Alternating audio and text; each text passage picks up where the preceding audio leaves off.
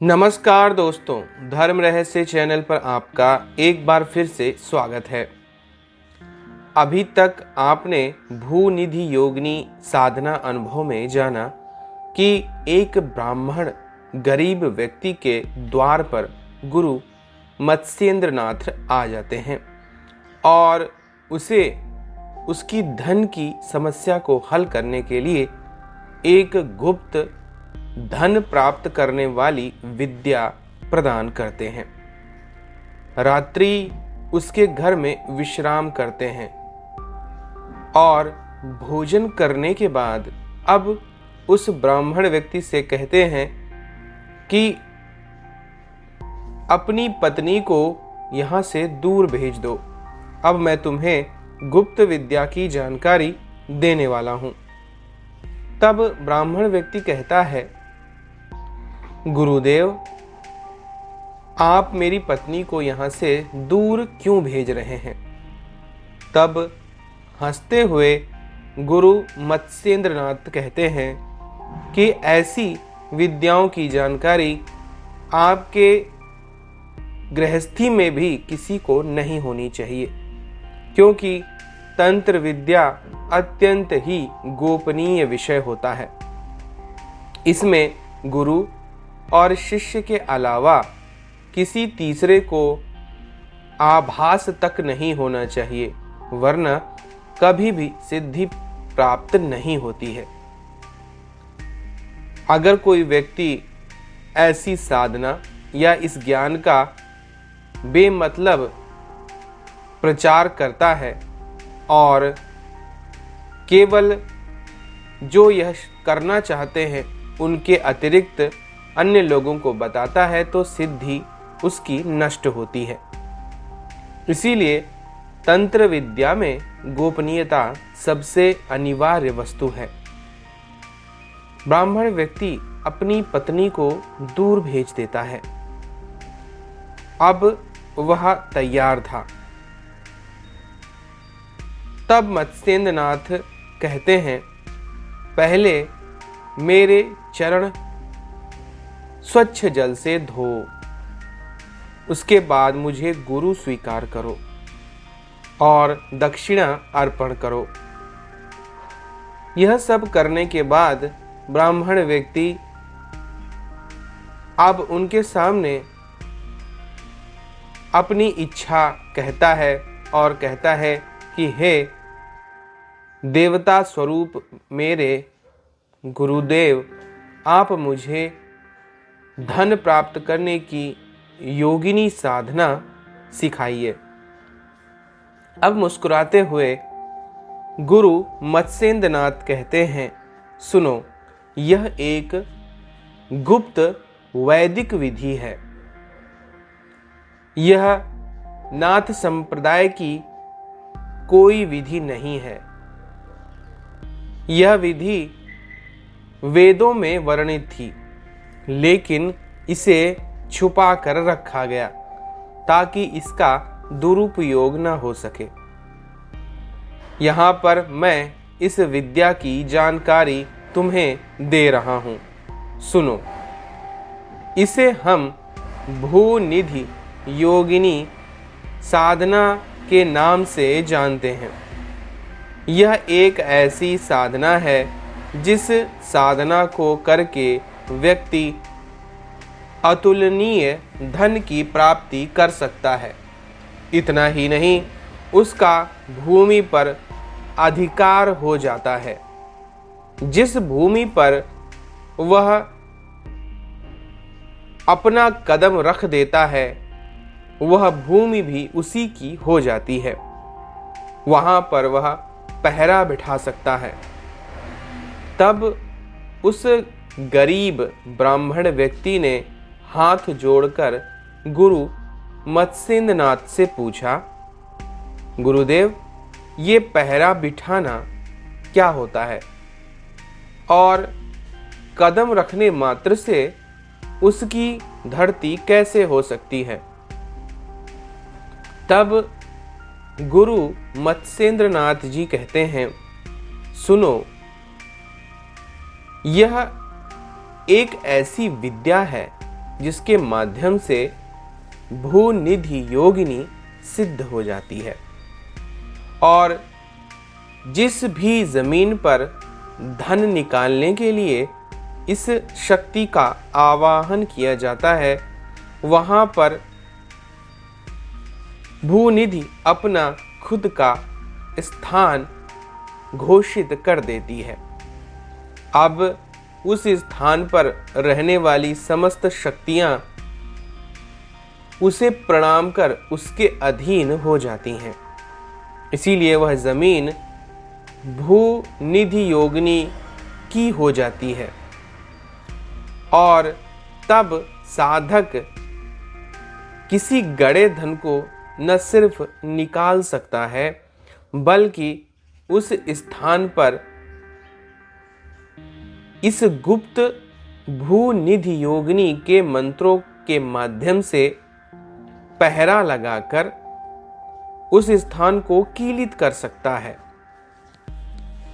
अर्थात वह भूनिधि योगिनी की शक्तियों को, यानी कि भूत, प्रेत, पिशाच इत्यादि जो भी योगिनी के सेवक हैं, उनको उन स्थानों पर बैठाकर वहां पर पहरा बिठा देता है। अब जब तक स्वयं साधक नहीं चाहेगा, कोई भी उस स्थान से धन संपदा प्राप्त नहीं कर सकता।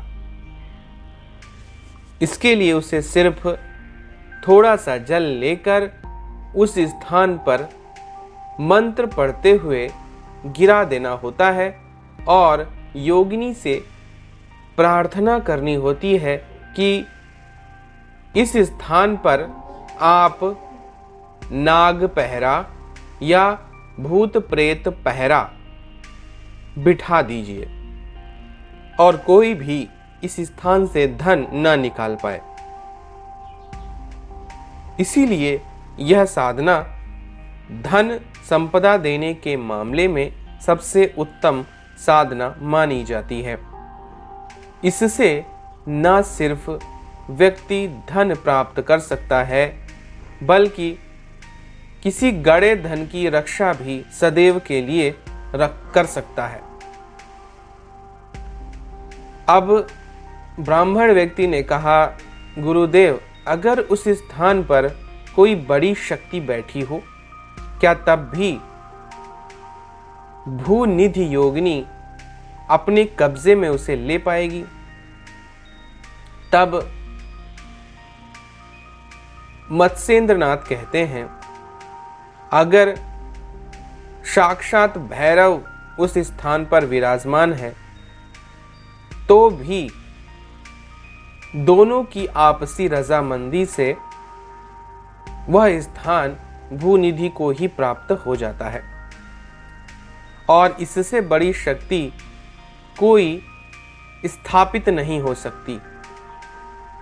इसीलिए यह एक उत्तम और शक्तिशाली शक्ति है जो धन की रक्षा में वहां विद्यमान रहती है।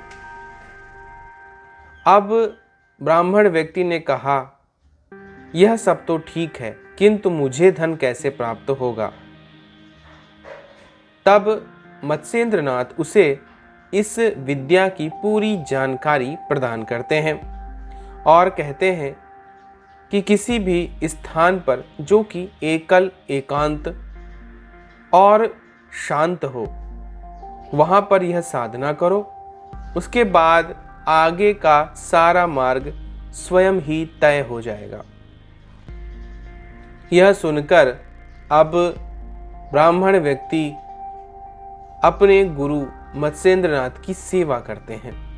सुबह के समय मत्स्येंद्रनाथ उन्हें आशीर्वाद प्रदान कर आगे बढ़ जाते हैं।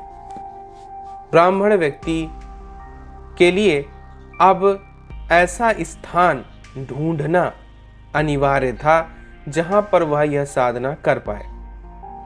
वह घर पर यह साधना नहीं कर सकता था क्योंकि उसकी पत्नी वहां पर रहती थी। उसे शांत और एकल स्थान चाहिए था। क्योंकि गुरु की आज्ञा से वह यह बात जान चुका था कि तंत्र साधना के दौरान पूरी तरह शांत और एकल रहना जरूरी है और इस विद्या की जानकारी उसकी पत्नी को नहीं होनी चाहिए। तब वह अपनी पत्नी को कहता है कि मैं कुछ दिन के लिए साधना करना चाहता हूँ जो गुरुदेव ने मुझे बताई है। इस दौरान मुझे किसी भी प्रकार से डिस्टर्ब ना करना। अब इस प्रकार कहकर वह अपनी साधना के लिए चला जाता है। कोई भी पत्नी जो इन बातों को जानती है वह अपने पति को किसी भी प्रकार से अनावश्यक दखलंदाजी और डिस्टर्ब नहीं करती है। इसीलिए वह भी कहती है केवल मैं आपको भोजन देने के लिए आ सकती हूँ क्या? तब ब्राह्मण व्यक्ति कहता है ठीक है, तुम मुझे भोजन देने आ जाया करना और दूर रख देना और वहां से चली जाया करना। बहुत सोच विचार करने के बाद ब्राह्मण व्यक्ति ने उसी बंजर जमीन को चुना, क्योंकि राजा द्वारा प्रदान की गई वह जमीन दूर और गांव से अलग हटकर थी। इसलिए अगर वहां पर झोपड़ी बनाकर ब्राह्मण व्यक्ति साधना करता तो उसे कोई भी डिस्टर्ब नहीं करता। और पत्नी से तो वह कह ही चुका था कि उसे केवल उसके लिए भोजन बना कर लाना है जो चुपचाप दूर रख देना है।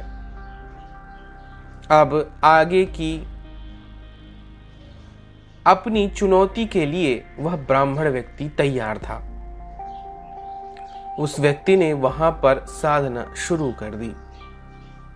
साधना के कुछ दिन बीत जाने के बाद अचानक से ही एक दिन जब वह साधना कर रहा था तो वहां पर जब वह अपनी आंखें खोलता है तो सामने सफेद रंग का एक सर्प उसे दिखाई देता है।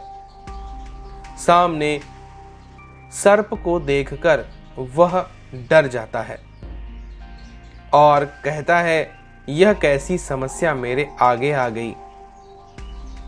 गुरुदेव ने पहले ही उसे समझाया था कि भय और ब्रह्मचर्य हर साधना के लिए अनिवार्य वस्तुएं हैं। भय को जीते बिना आगे नहीं बढ़ सकते और ब्रह्मचर्य के बिना आप सिद्धि प्राप्त नहीं कर सकते। सामने अब भय आ चुका था। अब इस डर से बचने के लिए ब्राह्मण व्यक्ति क्या करता, उसे कुछ समझ में नहीं आ रहा था। तभी दाहिनी ओर पड़े एक छोटे से डंडे से उसने उस सांप को हल्का सा मारा। पर जैसे ही उसने उस सांप को मारा, सांप का आकार बढ़ गया। यह देखकर ब्राह्मण व्यक्ति आश्चर्य में पड़ गया। उसे और डर लगा और अब की बार उसने जोर से उस सफेद रंग के सांप को मारा।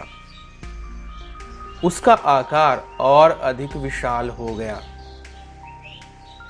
वह और अधिक घबरा गया और अब की बार उसने पास रखे डंडे से पूरी शक्ति लगाकर उस सांप को हटाने की कोशिश की। लेकिन तीसरी बार जब डंडा उस सांप को लगा तो सांप का आकार अत्यंत विशाल हो गया। अब वह सर्प इतना बड़ा था कि अगर वह चाहता तो उस गरीब ब्राह्मण व्यक्ति को अपने मुंह के अंदर निगल सकता था। उसकी फुंकार बहुत तेज आने लगी। वह गुस्से से भरा हुआ था। ब्राह्मण व्यक्ति ने सोचा, इससे पहले कि यह मुझे डसे या निगल जाए, मुझे यहां से भाग जाना चाहिए। और ब्राह्मण व्यक्ति तीव्रता से भागने की सोचने ही वाला था। इसके आगे क्या घटित हुआ जानेंगे अगले भाग में। तो अगर यह जानकारी और कहानी आपको पसंद आ रही है तो लाइक करें, शेयर करें, सब्सक्राइब करें। और अगर इस साधना को खरीदना चाहते हैं तो नीचे डिस्क्रिप्शन बॉक्स में लिंक है, वहां से क्लिक करके इंस्टामोजो में जाकर आप इसे खरीद सकते हैं। आपका दिन मंगलमय हो। धन्यवाद।